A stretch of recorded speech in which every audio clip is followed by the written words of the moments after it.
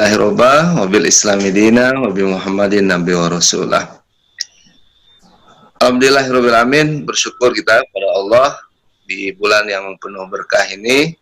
Allah masih memberikan kita nikmat sehat, kesempatan untuk terus menyampaikan kebaikan, dan Allah kumpulkan bersama orang-orang yang merindukan kebaikan itu. Semoga tercatat sebagai ibadah kita dan penuh berkah ini. Tidak lupa salawat kita buat Nabi tercinta, Nabi besar Muhammad Sallallahu Alaihi Wasallam, dengan mengucapkan Allahumma sholli ala Muhammad wa ala ali Muhammad. Ketika kita membaca sebuah buku Ibnu Qudamah dalam karya beliau Al-Mughni di halaman 128, sahabat yang memiliki ekonomi yang baik itu hampir semuanya berwakaf. Kalau kita mencari ayat wakaf yang ada kata wakafnya, nggak ketemu. Dan tanalu birrohan fikum tuhibun, ayat yang berkaitan tentang wakaf sesungguhnya. Ini ulama, para mufassir. Nah, lalu apa kaitannya wakaf dengan kewirausahaan? Jadi kalau ada orang hari ini lulusan misalnya Fakultas Studi Islam atau Fakultas Ekonomi Universitas Muhammadiyah Riau, kemudian setelah tamat dia membuka lapangan pekerjaan, dan alhamdulillah banyak orang yang bekerja dengannya, kemudian dia memiliki tentunya segudang kompetensi untuk menjalankan roda bisnisnya.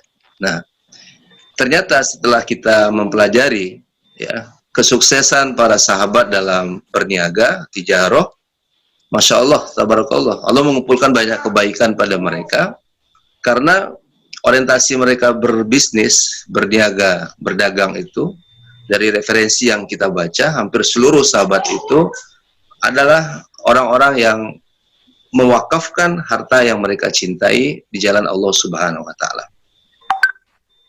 Masih ingatkah kita ketika Umar bin Khattab memiliki sebuah aset yang luar biasa sekali di Khaybar, kemudian Rasul menyuruh dia untuk menahan harta ini, kemudian memanfaatkan hasil daripada kebun yang ada di Khaybar ini.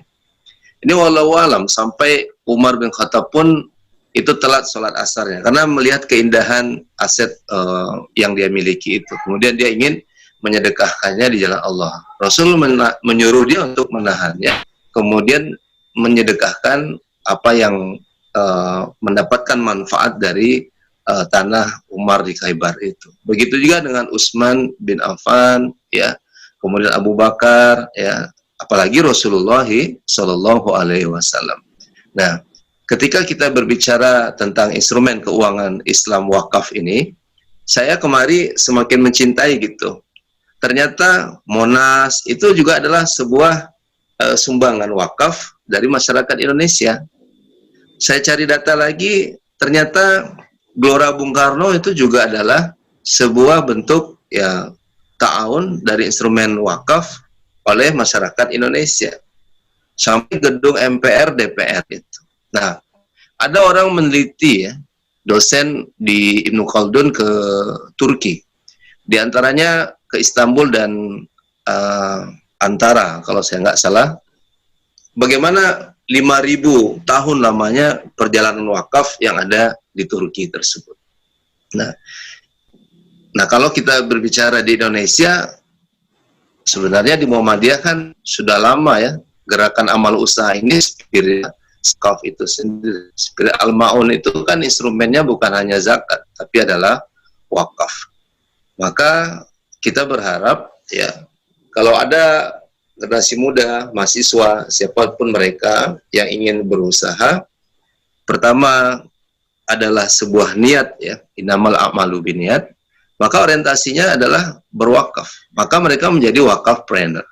Jadi mereka punya usaha, lalu mereka juga kemudian ingin berwakaf. Nah, di bulan Ramadan ini kita sudah baca Quran, kita sudah sholat tarawih misalnya, itu amal badan. amal badani. Kenapa istimewanya wakaf ini? Dia adalah amal mali yang terus mengikuti kita, ya. Iza matal insan in qata amaluhu ila min salasin. Jadi kalau sudah meninggal dunia terputus semuanya. Nah, sahabat paham ini semua. Jadi yang akan terus mengalir itu amal mali, amal harta itu. Nah, jadi kalau aset-aset yang bertumbuh di tanah air, aset-aset yang dimiliki persyarikatan misalnya, lalu ulama kita menjadi seorang entrepreneur yang berwakaf seperti kayak Ahmad Dahlan, Hasyim Asy'ari, maka memang sejahtera lah sebuah negeri itu ketika instrumen wakaf ini kemudian dikembangkan. Jadi tidak kepemilikan satu orang. Nah, pindah kita ke Mesir misalnya. Sholah Atiyah, ya. Bagaimana seorang insinyur, sarjana miskin, karena dia paham kondisi kampungnya, mereka bersirkah. Ada 9 orang, kemudian dia catat di notaris, mesti ada yang ke-10. Sehingga teman-temannya bertanya, lalu yang ke-10 ini siapa? Lalu insinyur Sholatiyah bilang, yang ke-10 itu Allah. Bagaimana caranya? Nah, yang ke-10 ini kita berikan haknya 2,5% dulu. Tahun berikutnya meningkat, naik lagi, ya, 5%. Tahun berikutnya 10%. Akhirnya terakhir 100%. Nah, tentu ini dari penghitungan bersihnya. Nah, artinya mereka bisa membangun kampus, ya, dengan jalur kereta apinya. Mereka bisa memenuhi perabotan rumah tangga ketika ada orang yang menikah, gitu ya. Bahkan sekarang saya lihat ada lembaga wakaf meniru apa yang dilakukan Insinyur Sholah Atiyah. Teman-teman iwakaf, ada ladang garam, ya. Dari hasil itu, jadi begini, ketika kita bicara wakaf, kita siap untung tapi nggak siap rugi. Makanya wakaf ini, yang menjadi unsur wakaf itu kan adalah wakif itu sendiri. Ya, semoga kita menjadi wakif sebelum wafat, ya. Bukan persoalan mau tapi mampu dulu. Bukan persoalan mampu tapi mau. Jadi kalau orang yang mewakafkan hartanya, dia harus paham, harta ini nggak boleh hilang, nggak boleh habis, gitu ya. Azar ini luar biasa. Nah, maka yang mengelolanya, yang disebut dengan nazir, ya. Nazir ini, Masya Allah, dia harus punya kompetensi, multi talent, dia punya bagaimana menghitung, ya, return of investment. Dia mampu bagaimana kapan break even point. Karena dia adalah orang yang diamanahkan. Misalnya ayah kita, ya, ayah sehat ya ayah. Ayah ingin mewakafkan tanahnya, dan di situ sudah ada bibit kurma atau sawit. Nah, agar pahalanya terus mengalir ke ayahanda, maka nazirnya mesti punya kompetensi. Nah, kalau dia tidak punya kompetensi, dia mesti merekrut pengelola. Maka sekarang ada orang yang punya ladang garam gitu. Bagaimana untung? Nah, untung ini diberikan kepada masyarakat, ya, untuk makannya. Kalau sekarang iftar jama'i lah diberikan. Jadi ladang garam ini nggak boleh rugi. Kebun yang ayah wakafkan tadi nggak boleh rugi. Dia mesti memiliki kemampuan bagaimana bisnis ini untung dan nggak boleh rugi. Kemarin izin Allah saya diberi kesempatan oleh pengusaha pemilik pabrik masker untuk meneliti wakaf yang ada di Bandung, dan mereka minta dikembangkan di Riau, Pekanbaru. Satu persatu saya teliti. Mungkin kalau ada dosen yang lain kan ke Turki, tapi saya ke Bandung aja, itu Masya Allah, tabarakallah, itu luar biasa, ya. Jadi ada orang di Lembang itu berwakaf kalau nilai asetnya 300 miliar. Nah, artinya teman-teman yang ada di Bandung sebagai nazirnya itu harus memiliki jiwa entrepreneur. Ini yang 300 aset ini nggak boleh berkurang, justru dia bertambah. Kebun sayurnya, stable kudanya, ada rumahnya, saya perhatikan kemarin. Nah, artinya dikelola dana wakaf ini agar dia menghasilkan dan putus-putus gitu. Sama lah ketika kita bicara wakafnya Sholah Atiyah, Habib Bunga yang berasal dari Aceh. Jadi kalau kita jemaah Aceh kan kalau berangkat haji kan dapat 4.200.000 rupiah kan? Ini tahun ke-14. Artinya hotel yang ada di sana dikelola oleh Baitul Ars, pemiliknya adalah Habib Buga orang Indonesia. Nah, jadi wakafpreneur, wakaf produktif, sumber daya manusia yang mengelolanya adalah seorang pebisnis yang handal seperti Utsman bin Affan, Abdurrahman bin Auf, ya. Jadi itulah kuncinya. Jadi kalau Indonesia, ya, kali dunia ini sebagaimana Turki, ya, Utsmani, maka instrumen wakaf ini harus kita gerakkan. Tapi sekali lagi, bergeser sudah wakaf ini dengan riba, bergeser sudah wakaf ini karena kepemilikan satu orang, kapitalis gitu. Nah, sehingga distribusi kekayaan itu tidak sampai ke kantong-kantong kemiskinan itu. Ya. Nah, yang kedua, walaupun sekarang orang sudah punya kecenderungan ingin berwakaf, tapi nilainya belum banyak. Nah, yang ketiga, barangkali wakaf itu masih khairi. Artinya memang dimanfaatkan orang banyak, tapi hanya sekedar masjid, tanah kuburan. Saya izin Allah kemarin mampir ke Firdaus Memorial Park, itu tidak jauh dari Bandung. Masya Allah, belum ada rasanya ayah. Itu taman perkuburan yang hebat sekali. Kalau San Diego Hills kan, itu dimiliki satu orang kan. Nah, ini juga bagian orang yang berbisnis di tanah kuburan yang harganya sampai 1 miliar. Tapi Firdaus Memorial Park itu dibangun dari wakaf. Dan saya melihat orang yang meninggal itu, kuburannya rapi, taman bunganya baik, bagus, dan sudah ada 1.000 yang mendaftar. Dengan kaplingannya itu, saya tanya kemarin pada nazirnya itu harganya 10 juta. Jadi kalau 10 juta 1.000 kan sudah 10 M itu. Nah, makanya Kutab Al-Fatih, kalau di sini kan masih bayar ya. Di Cileunyi ada Kutab Al-Fatih itu gratis untuk masyarakat. Ada rumah sakit bersalin cuma-cuma, itu juga saya sampai ke sana, banyak orang miskin yang melahirkan terbantu dan itu gratis. Nah, orang bertanya, dari mana? Dari aset-aset wakaf produktif ini. Mengelolanya adalah seorang entrepreneur yang paham di bidangnya. Ada Ampera tuh saya lihat wakaf 1,3 M, Masya Allah. Itu 2 tahun sudah balik modal. Sekarang lagi tahun ketiga, 4, 5, kalau nggak salah 5 tahun jangka waktunya. Jadi dia menghasilkan sampai ratusan juta setiap bulan, Kutab Al-Fatih, yang membiayai rumah sakit cuma-cuma, rumah sakit bersalin cuma-cuma. Jadi kalau kita berpikir kita akan wafat, maka ibadah yang akan mengiring kita memang ibadah mali, ibadah harta. Nah, ini yang harus kita pikirkan sekarang. Jadi kalau ada orang yang berdoa untuk walidin solihin, anak yang soleh, agak sulit ya dengan kondisi hari ini.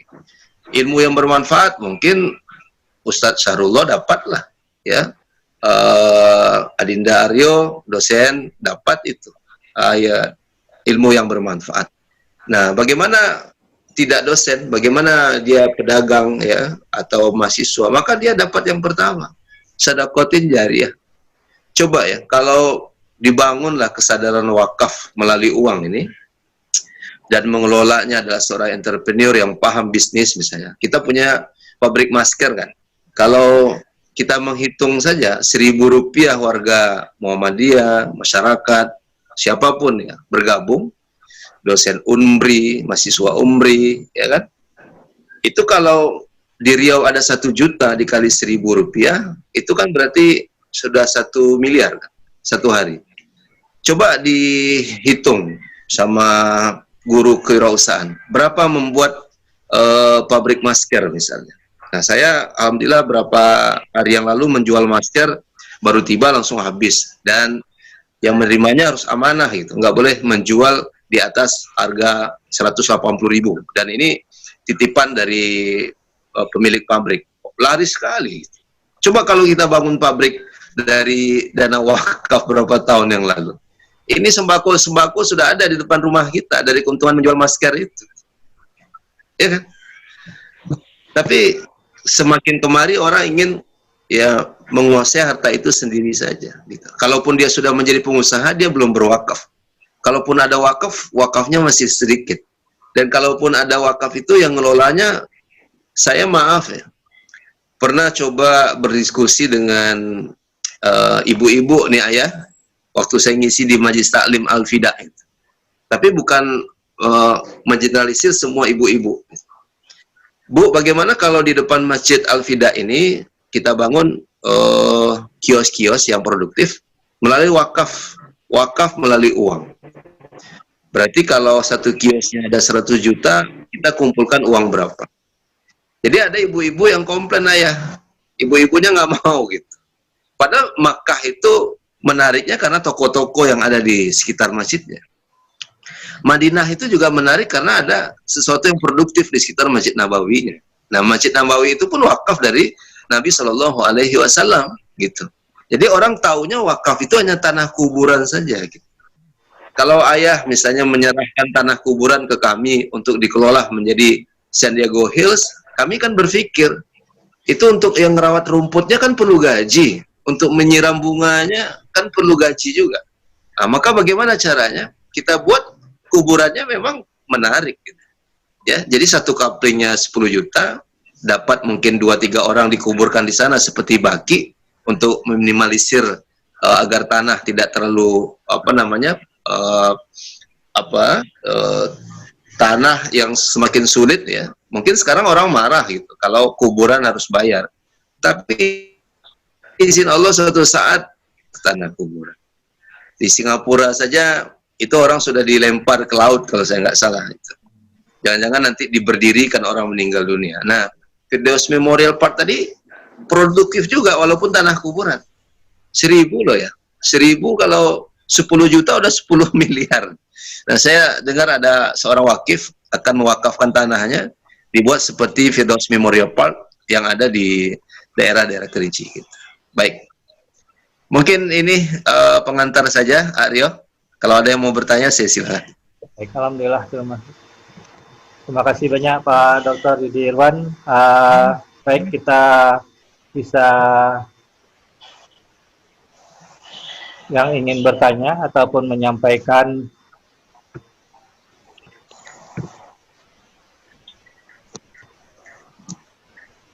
penyampaiannya, mungkin dipersilakan. Ada dari siapa dulu? Mohon maaf. Assalamualaikum warahmatullahi wabarakatuh. Waalaikumsalam warahmatullahi wabarakatuh. Pak Mitra Unik, mungkin kita persilakan. Ya, Pak Aryo. Ini pertama saya mohon maaf karena tidak pakai peci nih Pak Aryo. Ya. Saya rekan-rekan semua pakai peci. Dilanjut Pak Mitra. Oke, sebentar. Ini view yang keluar nih, view-nya ini ya.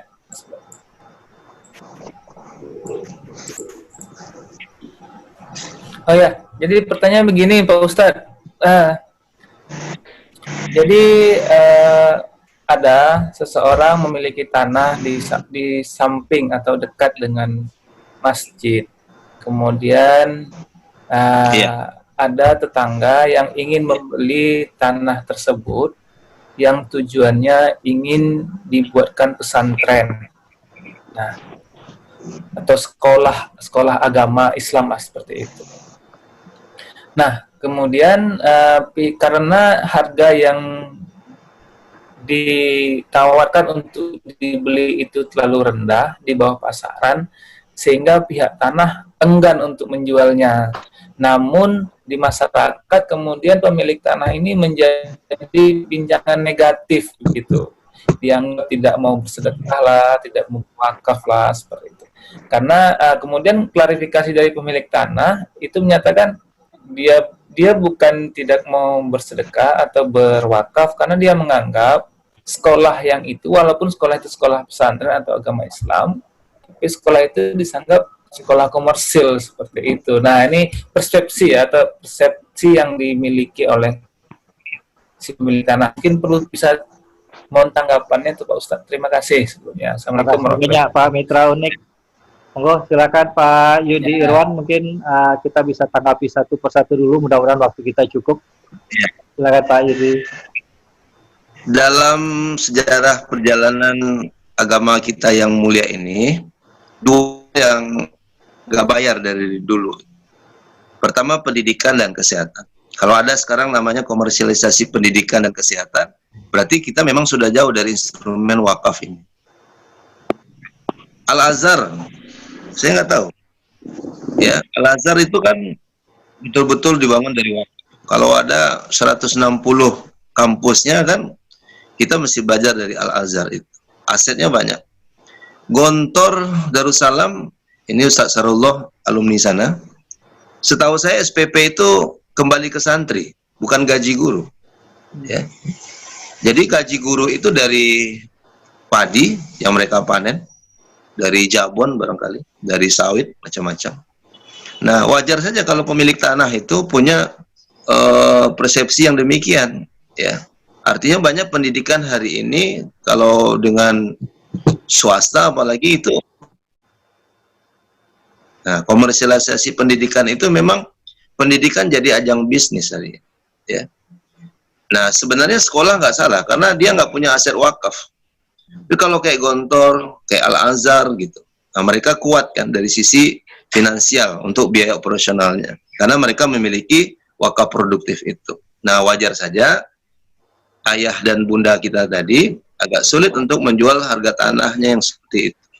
Namun kalau kita bisa menyampaikan kepada mereka bahwasanya saya lihat di CBS sudah mulai, kalau ada yang masuk itu disarankan untuk berwakaf yang pertama, yang kedua mensubsidi anak-anak yang tidak mampu gitu. Jadi instrumen SPP itu bagian support sistemnya, bukan menjadi prioritas yang nomor satu. Nah, kalau hari ini sekolah kan SPP itu yang menjadi nomor satu. Ini kan cash flow-nya biasa saja. Gaji guru 200 juta sebulan, mereka mesti funding dari SPP. Akibatnya apa? Biaya pendidikan cenderung semakin lama semakin besar. Dan saya merasakan itu. Ada orang mau berwakaf, tapi jangan ke yayasan lah Pak Ustadz. Nanti dia buat sekolah, kok sekolahnya komersil gitu. Nah, kita memastikan dulu ke jemaah ini, sekolah ini sekolah yang dibangun dengan konsep wakaf, sehingga kalaupun ada SPP itu hanya bagian membantu saja. Nah, yang kedua, sampaikan ke ibu ini, sosialisasikan terus gerakan sadar wakaf itu. Kita bakal meninggal dunia, Bu. Maka ada yang ibadah yang terus akan mengikuti ibu, diantaranya ibadah mal itu, yaitu wakaf itu sendiri, yang nggak terputus ya, pahalanya buat kita. Jadi saya tidak menyalahkan masyarakat kenapa sekarang orang khawatir menjual tanah ke sekolah, karena banyak sekolah itu dipakai buat bisnis. Sementara Islam itu nggak ada. Pendidikan kesehatan itu dalam Islam, saya nggak tahu di mana mulai membayarnya. Ya, ya. Ustadz. Nah, ini mungkin bisa jadi catatan penelitian dosen-dosen kita di UMRI juga. Ya, demikian. Baik Ustadz, terima kasih. Terima kasih. Terima kasih.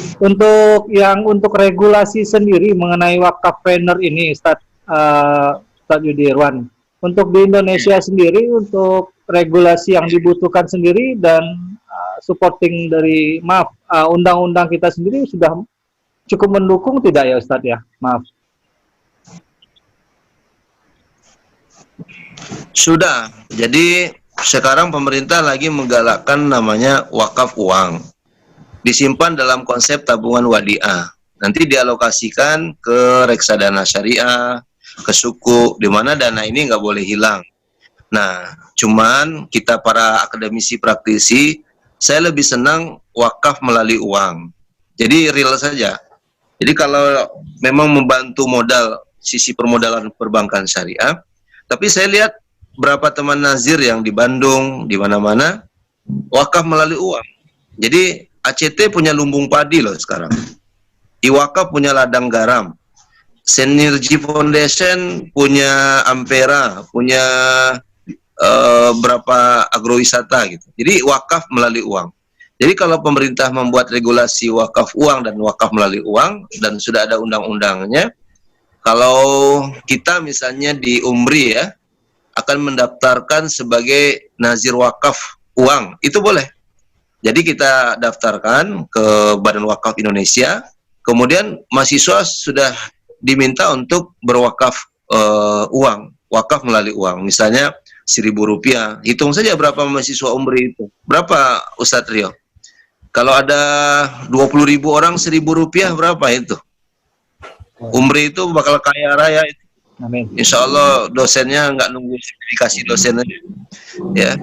Karena kita menjadi nazir wakaf di kampus. Nah, ini bentuk regulasi pemerintah. Jadi wakaf uang itu sudah dipisahkan dan kampus menjadi unit pengumpul wakaf uang. Baik. Pada Muadzina, ada mau disampaikan? Mungkin waktu kita tidak lama, sekitar 5 menit lagi. Ini Zoom-nya akan berakhir. Ada yang mau disampaikan? Mada Muadzina. Oh iya, ini gini Ustadz, tadi kan menyebutkan undang-undang. Saya kan masih nggak tahu banget undang-undang. Emang apa benar undang-undang di Indonesia sudah mendukung dari wakaf sendiri ya, Us? Kalau boleh tahu undang-undang, Us? Bisa diulang? Maksudnya Mada ini saya membaca Ustadz Yudirwan, artinya supporting undang-undang zakat ini sendiri sampai hari ini, artinya baik itu yang ingin mewakafkan atau dan yang nanti akan mengelola wakaf ini terlindungi secara undang-undang ya Kak ya Ustadz ya? Oh iya, kita alhamdulillah ada undang-undang zakat nomor 38 kalau nggak salah tahun 2011 ya, revisi sebelumnya. Kita ada undang-undang wakaf nomor 41. Artinya wakif ini dilindungi. Ini tindakan hukum pidana. Jadi kalau ada yang kemudian coba ya menyalahgunakan, ini tindakan hukum. Jadi nanti antum buka saja di webnya Badan Wakaf Indonesia. Saya ulangi, badanwakafindonesia.com. Termasuk kalau kita mau mendaftar menjadi nazir wakaf di kampus ya. Kemudian di situ ada peraturan-peraturan yang sudah dibuat pemerintah. Jadi aset wakaf ini memang dijaga oleh negara kita. Jadi KUA mengeluarkan akta ikrar wakaf, kemudian ada yayasan yang menjadi nazirnya, kemudian ya aset wakaf ini mesti dijaga gitu. Tidak dialihkan, ya difungsikan, dijual ya, tapi dia tercatat ya di KUA sebagai aset wakaf itu. Dan akta ikrar wakafnya diterima oleh wakif gitu ya. Terima kasih banyak Ustadz Yudirwan. Waktu kita lebih kurang 4 menit lagi Ustadz, mungkin boleh penutup sekalian kesimpulan dari Ustadz Yudirwan. Dipersilakan Ustadz Yudi. Ya. Ya. Jadi kejayaan ekonomi Islam itu setelah kita menganalisa teman-teman semua, ayanda, ternyata kuncinya di wakaf.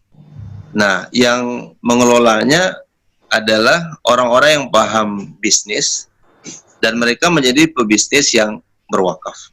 Nah, kalau hari ini pebisnis pengusaha di tanah air ini punya orientasi berwakaf, kemudian wakafnya sudah masif tumbuh berkembang, kemudian dikelola pula oleh amil wakaf.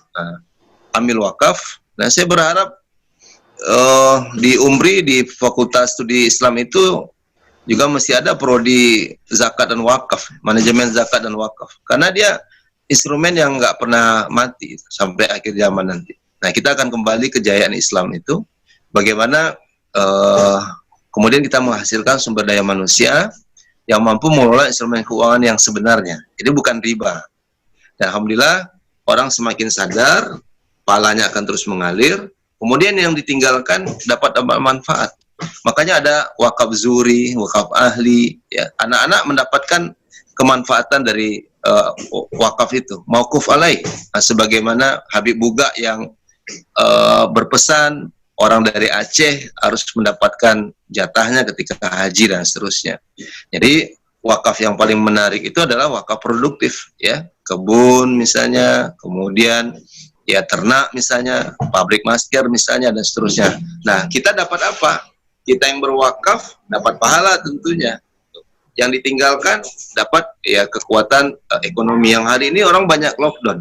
Tapi kalau aset wakaf kita sudah banyak yang menghasilkan ya, dari dulu kita kesadaran berwakaf, maka hari ini kondisi lockdown kita hanya menerima saja kan. berbentuk sembako misalnya, iftar jama'i, pakaian dan seterusnya dari aset-aset wakaf yang kita kembangkan. Bahkan kalau Indah Kiat dijual, kita punya uang wakaf, kita bisa beli saja, akuisisi. Kalau RAPP mau jual, kita beli. Jadi banyak umat Islam yang memiliki aset-aset wakaf ini karena peruntukannya bukan untuk pribadi, tapi untuk kampus. Jadi anak-anak umri yang akan melanjutkan S2 itu bisa lanjut aja S2, nggak usah pikirin biayanya. Kita akan bantu dari dana wakaf yang ada sampai S3. Itu kan ternyata terjadi di Madinah. Nah, di Indonesia belum terjadi kan. Di Al-Azhar, di Mesir misalnya. Nah, sekali lagi, sahabat sukses dalam berkarya, berdagang, ya, karena mereka punya kecenderungan untuk berwakaf.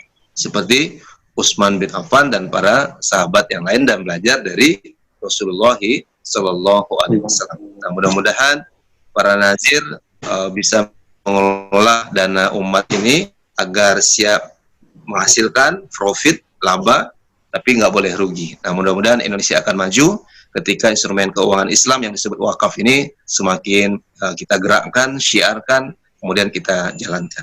Lebih dan kurang saya minta maaf. Semoga ayah, teman-teman semua diberikan kemudahan rezekinya, kemudian kesempatan berwakaf sebelum wafat. Amin. Demikian saja. Allahu wa'alaikum ajma'in. Subhanakallahumma wa bihamdika asyhadu an la ilaha illa anta astaghfiruka wa atubu ilaik. Salam wakafpreneur. Terima kasih banyak Pak Ustadz Dr. Yudi Irwan. Alhamdulillah tadi kita banyak sudah dapat penyampaian. Terima kasih banyak Ustazah yang hadir pada kajian online sore hari ini. Insya Allah kita dapatkan manfaatnya. Ayanda, terima kasih. Pak Ustadz Dian Eka Putra, Pak Hendri dari Pelalawan, Pak Muhammad Ramli, Tony Onita, Jeffrey Zulizar, Pak Dekan Dr. Muhammad Sarullah Umar, dan Pak Dr. Mitra Unik. Terima kasih banyak sore hari ini. Amin. Terima kasih. Kita tutup dengan hamdalah, alhamdulillah, rabbil alamin. Sekali lagi terima kasih banyak Dr. Yudi Irwan. Assalamualaikum warahmatullahi wabarakatuh. Waalaikumsalam. Waalaikumsalam warahmatullahi wabarakatuh. Waalaikumsalam. Wah, ya.